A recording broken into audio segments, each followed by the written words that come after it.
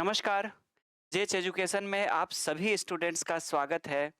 अब लोग Bihar current affairs की जो सीरीज कर रहे हैं, जिसमें मैंने आप लोगों से प्रॉमिस किया था कि मैं month by month Bihar current affairs आपको कवर करवाऊंगा। और उसी के तहत अभी तक हम लोगों ने सितंबर 2023 से लेकर के हम लोगों ने मार्च 2024 तक कवर कर लिया है। आज आइए हम लोग शुरुआत करते हैं अप्रैल 2024 की। और आप लोग जितने भी स्टूडेंट्स देख रहे हैं, सभी स्टूडेंट्स एक बार सेशन को लाइक कर दीजिएगा। और जितने भी स्टूडेंट मुझसे जुड़े हुए हैं, आप लोग को बता दूं कि जितना भी लेक्चर हो रहा है, सभी लेक्चर्स के पीडीएफ भी आपके साथ रेगुलर शेयर किया जा रहा है। और जो पीडीएफ है वो प्रिंटेबल वाला पीडीएफ भी शेयर किया जा रहा है, ताकि आप उसका प्रिंट आउट निकाल करके आप एग्जाम की अपनी प्रिपरेशन को और बेहतर कर सके। तो चैनल के डिस्क्रिप्शन बॉक्स में दिया गया है, लिंक दिया गया है टेलीग्राम का, जहां से आप टेलीग्राम चैनल से जुड़ करके आप जितने भी मेरे लेक्चर्स हो रहे हैं उसके आप पीडीएफ को प्राप्त कर सकते हैं। तो बिना किसी देर किए हुए आइए हम लोग शुरुआत करते हैं अप्रैल 2024 की। और देखते हैं कि अप्रैल 2024 में बिहार में कौन कौन से ऐसे इवेंट्स हुए हैं, कौन कौन सी ऐसी घटनाएं हुई है जो बीपीएससी 17वीं बीपीएससी के पॉइंट ऑफ व्यू से आपके लिए इम्पोर्टेंट है। तो अप्रैल 2024 में जो सबसे पहली घटना यह है कि जो फाइनेंशियल ईयर, नए फाइनेंशियल ईयर की शुरुआत हो चुकी है। आपको पता होगा अप्रैल में शुरुआत हो गई थी। बिहार के साथ साथ देश में भी, पूरे देश में नए फाइनेंशियल ईयर की शुरुआत होती है 1 अप्रैल से, आपको पता होगा। तो जब 1 अप्रैल से नए फाइनेंशियल ईयर की शुरुआत होती है, जो लास्ट फाइनेंशियल ईयर होता है, वित्तीय वर्ष होते हैं, उनका सारा जो लेखा जोखा होता है, उनका मूल्यांकन किया जाता है कि पिछले वित्तीय वर्ष में क्या क्या उपलब्धियां रही, किन किन क्षेत्रों की क्या उपलब्धियां रही। उसी के तहत अगर हम लोग जीएसटी कलेक्शन की बात करें, तो बिहार में अगर आप देखेंगे तो जीएसटी कलेक्शन की बात कर ले तो बिहार का जीएसटी कलेक्शन लगातार बढ़ा है। ये जीएसटी कलेक्शन एक इंडिकेटर है। दरअसल इंडिकेटर यह है कि गुड्स एंड सर्विस जो है, उनके टैक्स का की मात्रा लगातार, यानी टैक्स कलेक्शन का बढ़ना का मतलब है कि बिहार में लगातार बिजनेस बढ़ रहे हैं। चाहे वो इंडस्ट्रियल प्रोडक्शन से रिलेटेड हो, चाहे अगर सर्विस सेक्टर से रिलेटेड हो। तो बिहार में जीएसटी कलेक्शन का बढ़ना मतलब बिहार में धीरे धीरे व्यावसायिक वातावरण, यानी कि बिहार में जो बिजनेस इन्वायरमेंट है वो धीरे धीरे करके बिहार में डेवलप हो रहा है।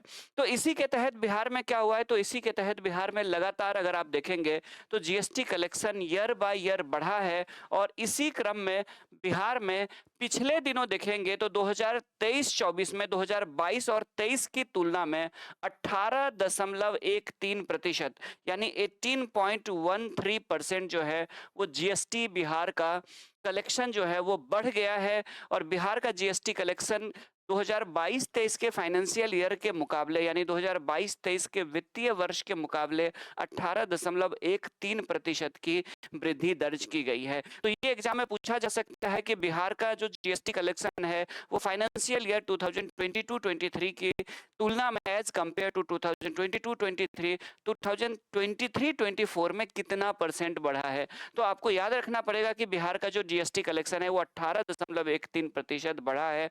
जीएसटी आपको पता है कि गुड्स एंड सर्विस टैक्स है। जितने प्रकार के गुड्स, यानी कि वस्तु और सेवाओं पर लगने वाले जो अप्रत्यक्ष कर थे, उन सभी करों को मिलाकर के भारत सरकार के द्वारा जीएसटी की शुरुआत की गई है। और बिहार में लगातार जीएसटी का कलेक्शन बढ़ने का मतलब है कि बिहार में लगातार व्यावसायिक वातावरण का निर्माण हो रहा है। अब इससे जुड़ा हुआ जो फैक्ट्स है, इंपॉर्टेंट फैक्ट्स है, उस फैक्ट्स को आइए हम लोग जानते हैं। तो इससे जुड़ा हुआ जो फैक्ट्स है, मार्च में अगर देखेंगे तो मार्च में राज्य का जो देखेंगे जीएसटी कलेक्शन है वो कितना रहा है, पिछले 7 वर्षों में सबसे अधिक रहा है। यानी कि 1058 करोड़ रुपए जीएसटी कलेक्शन रहा है राज्य का मार्च में। तो इस तरह से देखेंगे तो लगातार राज्य का जीएसटी कलेक्शन बढ़ रहा है और पिछले वित्तीय वर्ष के मुकाबले भी लगातार बढ़ा है। तो 2023-24 में अगर बात करेंगे तो 2023-24 में अगर देखेंगे तो बिहार का जो टैक्सेस है, और ठीक है, चाहे वो जीएसटी हो और अदर टैक्सेस मिला करके जो फाइनेंशियल ईयर 2023-24 है उसमें 38,161 करोड़ रुपए रेवेन्यू कलेक्ट किया गया बिहार में। जबकि पिछले साल कितना था, तो 34,541 करोड़ रुपए रेवेन्यू कलेक्ट किया गया था। तो इस तरह से बिहार में लगातार रेवेन्यू भी बढ़ रहा है। और इस तरह से इससे पता चलता है कि बिहार में धीरे धीरे बिजनेस से से संबंधित अच्छे वातावरण का निर्माण हो रहा है। अभी जो बारिश हो रही है बिहार में, आपको पता होगा बिहार सहित पूरे भारत में मानसून का सीजन चल रहा है। और मानसून के सीजन में एक बहुत बड़ी आपदा होती है। बारिश होती है, चलिए प्रकृति अगर वर्षा करती है तो पेड़ पौधे, जीव जंतु, जमीन को मॉइस्चर की जरूरत है। वर्षा हमारे लिए पॉजिटिव है क्योंकि बिना बारिश के एग्रीकल्चर नहीं हो सकती है। लेकिन उसी बारिश के दौरान एक दुर्घटना होती है। बरसात के समय कई सारे ऐसे बारिश से जुड़े हुए आपदा या डिजास्टर या नेचुरल कैलेमिटी होती है जो लोगों के लिए चिंता का विषय बन जाता है। चाहे लैंडस्लाइड की घटना पहाड़ी क्षेत्रों में बढ़ जाती है, पहाड़ी क्षेत्रों में आप जाएंगे तो क्लाउड बस्ट यानी कि बादल के फटने की घटना बढ़ जाती है। उसके बाद जाकर के मैदान और पहाड़ी क्षेत्र में बाढ़ का खतरा बढ़ जाता है। और उसके अलावा जो बारिश से एक और बड़ा खतरा होता है और वो होता है दैट इज लाइटनिंग, यानी कि बिजली, आकाशीय बिजली, जिसको बिजली गिरना कहते हैं, आसमान से बिजली गिरना। तो इसके कॉन्सेप्ट को भी हम लोग समझेंगे। और जो 2000 पिछले दिनों, जो पिछले 4-5 साल का जो स्टडी किया गया, तो उस स्टडी में देखा गया कि जो ये आकाशीय बिजली है, यानी आसमान से गिरने वाली जो ये बिजली है, वो सबसे ज्यादा, यानी आकाशीय बिजली या तड़ित गिरने की से जो मृत्यु हुई है बिहार में, वो सबसे ज्यादा शिवहर में हुई है। एग्जाम के पॉइंट ऑफ व्यू से आप लोग याद रखेंगे कि जो आकाशीय बिजली की घटना है, वो बिहार में सबसे ज्यादा मृत्यु जो हुई है वो बिहार के शिवहर जिले में हुई है, जो सीतामढ़ी के बगल में है। उसके बाद जाकर के जो दूसरा है वो है बांका डिस्ट्रिक्ट। उसके बाद जाकर के बिहार में तीसरे स्थान पर कैमूर और चौथे स्थान पर किशनगंज। अगर आप बिहार के मैप को देखेंगे तो सबसे ज्यादा शिवहर में और उसके बाद जाकर के बांका में। तो शिवहर में सबसे ज्यादा मृत्यु हुई है आकाशीय बिजली गिरने से। दूसरे स्थान पर अगर आप देखेंगे तो बांका डिस्ट्रिक्ट में। उसके बाद जाकर के तीसरे स्थान पर अगर आप देखेंगे तो कैमूर डिस्ट्रिक्ट, जो कि यहाँ पे है, देख लीजिए। और चौथे स्थान पर अगर आप देखेंगे तो किशनगंज। तो बिहार के ये 4 जिले ऐसे हैं जहां पे सबसे ज्यादा आकाशीय बिजली गिरने से सबसे ज्यादा मौतें हुई है। और ये जो अध्ययन है, ये जो स्टडी है, इससे ये पता चलता है कि ये जो क्षेत्र है बिहार का, ये सबसे ज्यादा आकाशीय बिजली यानी लाइटनिंग को लेकर के सबसे ज्यादा संवेदनशील क्षेत्र है। ये सबके सब जो एरिया है वो सबसे ज्यादा जो है संवेदनशील है, वल्नरेबल है। किसके लिए? आकाशीय बिजली के लिए। सबसे ज्यादा शिवहर, उसके बाद जाकर के बांका डिस्ट्रिक्ट, उसके बाद जाकर के कैमूर डिस्ट्रिक्ट और उसके बाद जाकर के किशनगंज जिला, जहां पे आकाशीय बिजली गिरने की सबसे ज्यादा घटनाएं पिछले 5 साल में रिकॉर्ड की गई।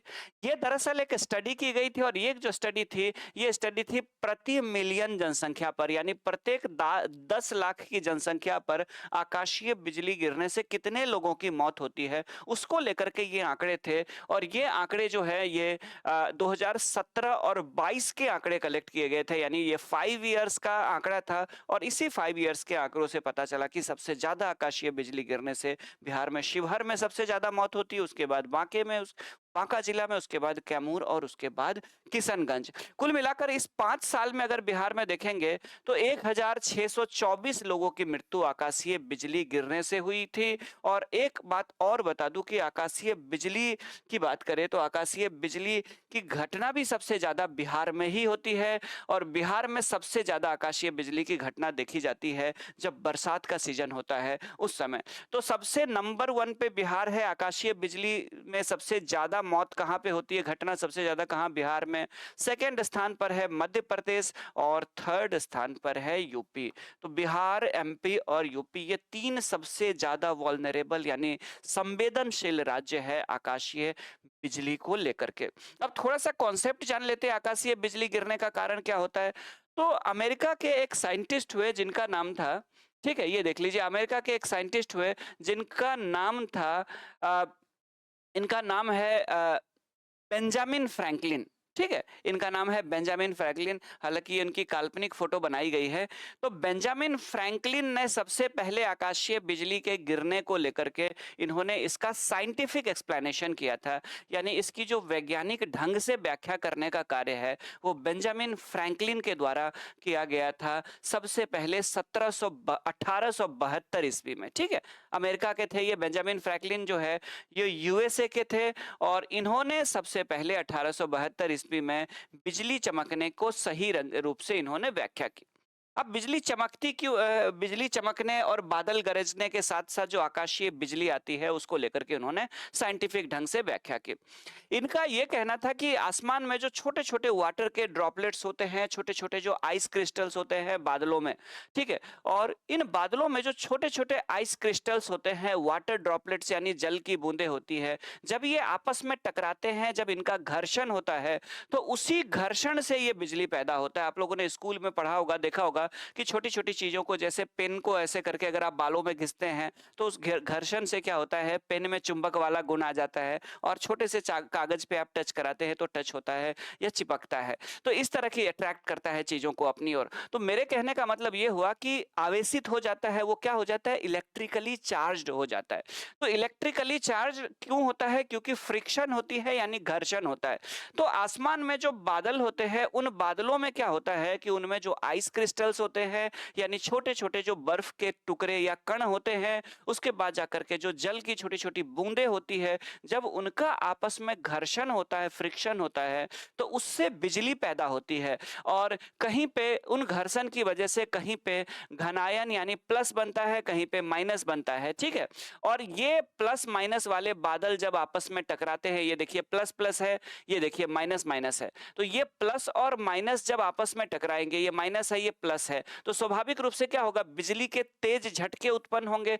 ठीक उसी तरह से जैसे ये अर्थिंग ले लेता है, आपको पता होगा जैसे हम लोग के बिजली की जब सप्लाई होती है तो उसमें भी प्लस माइनस जब टकराता है तब तो बिजली के क्या होते हैं, बिजली प्रवाहित होती है। तो उसके बाद जब ये प्लस इलेक्ट्रिकली प्लस जो चार्ज होगा और माइनस जो चार्ज होगा, ये बादल जब आपस में मिलेंगे, टकराएंगे, तो हजारों वोल्ट की बिजली पैदा होती है कुछ सेकंड के लिए, कुछ मिनट के लिए। और यही बिजली ऊंचे-ऊंचे कई बार क्या होता है, आसपास के क्षेत्रों से जब बादल गुजर रही होती है, तो कई बिल्डिंग में इलेक्ट्रिक सप्लाई एकदम से बिल्डिंग से टकराती है। ज़्यादातर कई बार ये पेड़ों से टकराती है। कई बार लोग क्या होता है, जब आकाशीय बिजली गिरती है, तो लोग क्या करते हैं, तो लोग सुरक्षित रूप से भागने के लिए क्या करते हैं, बचने के लिए खुले मैदान में पेड़ों की शरण लेते हैं। लेकिन उस समय पेड़ों की शरण नहीं लेनी चाहिए। अगर जान बचना है तो सबसे ज़्यादा सुरक्षित जो जगह है अपेक्षाकृत, वो खुला मैदान होता है। खुले मैदान में, नहीं तो ऊँचे जो पेड़ होते हैं उसमें क्या होता है, तो ऊँचे-ऊँचे जो पेड़ होते हैं उसमें वो ले लेता है, ठीक है? उसमें अगर आप देखेंगे तो उसमें अर्थिंग ले लेती है और सबसे ज़्यादा खतरा ऊँचे-ऊँचे पेड़ों पे ही होता है। तो आस-पास अगर बहुत सारे पेड़ हो तो उससे बचना चाहिए। घर वगैरह सब अगर बहुत ऊँचे बिल्डिंग होते हैं तो उनमें कई बार क्या होता है कि इनको तड़ित को चालक को क्या किया जाता है, इनको वो करने के लिए, ठीक है, बैलेंस करने के लिए वहाँ पे बहुत सारी चीज़ें लगाई जाती है, सेफ्टी वॉल्व वगैरह सब तड़ित चालक लगाई जाती है, ठीक है। तो यहाँ पे अगर देखेंगे तो अगर बहुत मजबूत घर है तो वो बच जाएगी। पेड़ के नीचे कम से कम लोगों को नहीं आना चाहिए। तो समझ में आ गया, ये प्लस माइनस वाले चूँकि आवेशित हो जाते हैं, इलेक्ट्रिकली चार्ज हो जाते हैं, वाटर ड्रॉपलेट्स, आइस क्रिस्टल्स, और वो जब ये प्लस माइनस मिलते हैं तो हज़ारों वोल्ट की ये बिजली पैदा होती है। और ये बात बताया था बेंजामिन फ्रैंकलिन, जो कि यूएसए के साइंटिस्ट थे। ठीक है? अब जाकर के तो ये सारी बातें आप लोग को समझ में आ गया। कुछ में पॉजिटिव होता है, कुछ में नेगेटिवली चार्ज होता है, मिलते हैं आपस में और ये पहुँचती है, जिसको जब धरती पे पहुँचती है तो इसको कहते हैं बिजली का गिरना। तो सबसे ज़्यादा बिजली के गिरने की घटना आपने देखा कि बिहार में शिवहर में सबसे ज़्यादा मौतें होती है। शिवहर के बाद अगर आप देखेंगे, बिहार में अगर आप देखेंगे तो सबसे ज़्यादा बिहार में शिवहर में, उसके बाद बांका डिस्ट्रिक्ट में, उसके बाद कैमूर जिले में और उसके बाद किशनगंज में। इंडिया में सबसे ज़्यादा बिजली बिहार में, मध्य प्रदेश में और उसके बाद उत्तर प्रदेश में। अब बात करते हैं बॉम्बे स्टॉक एक्सचेंज को लेकर के। अप्रैल 2024 में न्यूज़ रहा बिहार को लेकर के, खास करके जो न्यूज़ है बिहार के लिए ये चिंताजनक न्यूज़ है। चूँकि आप सभी लोग बीपीएससी की तैयारी कर रहे हैं तो बिहार करंट अफेयर्स को एकदम ध्यान से पढ़ना है, क्योंकि कुछ क्वेश्चंस बिहार करंट अफेयर से रेगुलर बेस पे आ रहे हैं।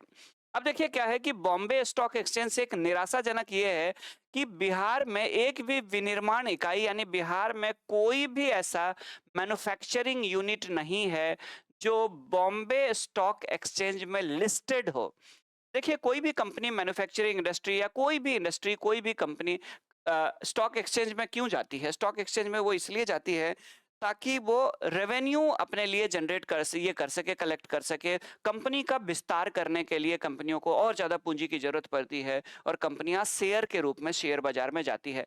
लेकिन किसी भी राज्य की अगर जितनी संख्या में अधिक से अधिक संख्या में अगर उस राज्य की कंपनियां अगर शेयर बाजार में यानी एनएस बीएससी में यानी बॉम्बे स्टॉक एक्सचेंज में अगर सूचीबद्ध है, बीएससी में या एनएससी में, तो जिसकी राज्य की कंपनियां ज्यादा यानी उस राज्य की बेस वाली कंपनियां अगर सूचीबद्ध है, तो इसका मतलब पता चलता है कि उस राज्य में बिजनेस का बेहतर माहौल है, उस राज्य में उद्योगों का अधिक विकास हुआ है। अगर किसी राज्य की जितनी कम संख्या में कंपनियां अगर सूचीबद्ध होगी, तो पता चलेगा कि उस राज्य में कंपनियों की संख्या कम है, इसका मतलब राइट, बड़ी बड़ी कंपनियां नहीं है, क्योंकि बड़ी बड़ी कंपनियां जो होती है वो सबके सब क्या होते हैं, स्टॉक एक्सचेंज में लिस्टेड होते हैं, ताकि वो अपने विस्तार के लिए और अधिक पूंजी जुटा सके। तो बिहार के लिए बड़ा निराशाजनक बात है कि बिहार की कोई भी मैन्युफैक्चरिंग इंडस्ट्री जो है वो बॉम्बे स्टॉक एक्सचेंज यानी कि बीएससी में सूचकांक में बिहार के किसी कंपनियां का नहीं दिखाया जाता है शेयर में उतार चढ़ाव। क्यों? क्योंकि बिहार की कोई भी कंपनियां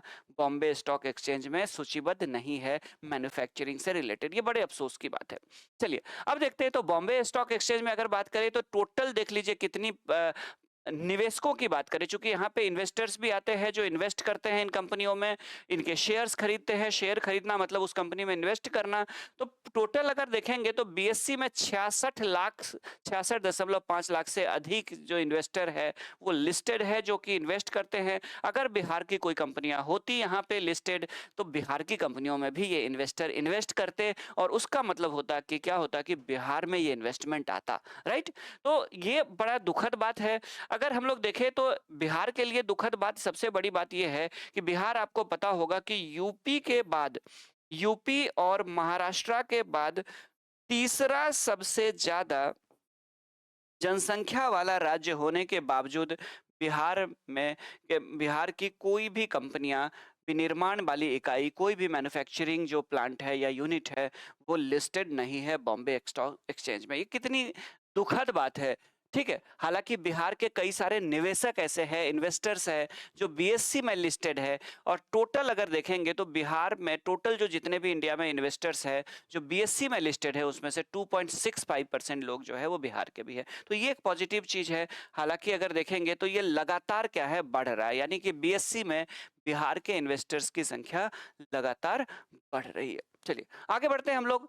तो स्टॉक एक्सचेंज क्या होता है थोड़ा सा जान ले। तो स्टॉक एक्सचेंज जो होता है वो ऐसे जगह होता है जहां पे बिजनेस करने के लिए, कारोबार करने वाली कोई भी कंपनी अपनी इक्विटी शेयरों का व्यापार करती है, यानी कि अपने कंपनियों के लिए अगर कुल पूंजी है तो उसे छोटे छोटे शेयरों में बांट देती है, और इसे अगर कोई उसका जितना भाग होता है, अंश होता है, अगर कोई उस शेयर को खरीदता है तो वो उस कंपनी में उतना प्रतिशत का हिस्सेदार हो जाता है, ठीक है। अब देख लीजिए, अगर मान के चलिए कि कोई उसके 1% शेयर को खरीदा है तो उस कंपनी का 1% हिस्सेदार बन जाता है, ठीक है। ये उसके अलावा अगर उसकी इच्छा है कि नहीं मैं अपने उस शेयर को उस कंपनी का बेच दूं, तो वो इसी स्टॉक एक्सचेंज में आकर के शेयर बाजार में उसको शेयर को बेचेगा, और दूसरा अगर किसी को खरीदना है तो वो खरीद लेगा, या उसे किसी दूसरे कंपनी का खरीदना है तो दूसरे कंपनी का खरीद सकता है। यानी यहाँ पे कंपनियों के, ठीक है, शेयर के व्यापार खरीद बिक्री का कार्य होता है, और ये शेयर बाजार जो होता है, ठीक है, यहाँ पे सार्वजनिक रूप से होता है, ठीक है, इसमें कोई गुप्त रूप से नहीं होती है ऐसा, ठीक है। भारत में अगर हम लोग देखें तो 2 स्टॉक एक्सचेंज है, आप लोगों को पता होगा, और दोनों के दोनों मुंबई में है। एक है बॉम्बे स्टॉक एक्सचेंज और दूसरा है एनएससी यानी नेशनल स्टॉक एक्सचेंज, ठीक है। अब आगे, तो यहाँ पे लोग एक्सचेंज करते हैं यानी खरीद बिक्री का काम करते हैं। उसके बाद जाकर के इसको कंट्रोल कौन करता है, तो इसको कंट्रोल करने का काम सेबी करता है। ये भी मुंबई में है, आपको पता होगा। भारतीय प्रतिभूति और विनिमय बोर्ड सेबी के द्वारा, यानी security and exchange board of India SEBI के द्वारा इसका विनियमन किया जाता है, यानी कि सेबी के द्वारा इसे रेगुलेट किया जाता है। तो ये रहे सबके सब अप्रैल 2024 के न्यूज। अप्रैल 2024 में ये सारे के सारे न्यूज चर्चा में रहे हैं। इसका पीडीएफ भी मैं आप लोगों को शेयर कर दूंगा, तो चैनल के डिस्क्रिप्शन में जाकर के आप लोग जो है वो टेलीग्राम चैनल जो मेरा है जेएच एजुकेशन के ही नाम से है, रवि कुमार झा जेएच एजुकेशन नाम से, उसे आप ज्वाइन कर ले लिंक पे क्लिक करके, ताकि आपको रेगुलर बेस पे ये पीडीएफ भी मिलता रहे, और मैंने जैसे आपसे प्रॉमिस किया है वो आपको पूरा करे। एक और खुशखबरी आप सभी स्टूडेंट्स को दे दूं कि एक और खुशखबरी ये है कि रवि कुमार झा रवि कुमार झा जेएच एजुकेशन के नाम से एक नया ऐप डेवलप हो रहा है, यानी एंड्रॉयड ऐप डेवलप हो रहा है और इसमें आपके लिए बहुत जल्द जैसे ही ये ऐप प्ले स्टोर पे आ जाएगी, वैसे ही आप लोगों के लिए बहुत सारे कम कीमत पे यानी मिनिमम फी पे आप लोगों के लिए छोटे-छोटे बहुत सारे कोर्सेज़ स्पेशल कोर्सेज़ लॉन्च किए जाएँगे। जैसे IAS essay writing, BPSC essay writing, UPPCS essay writing, geography mapping, उसके बाद बिहार स्पेशल जैसे बहुत सारे सेगमेंट्स आपको यहाँ पे लाए जाएँगे। बहुत सारे पेड कोर्स के अलावा बहुत सारे फ्री कोर्सेज़ भी आप लोगों के लिए अवेलेबल होंगे।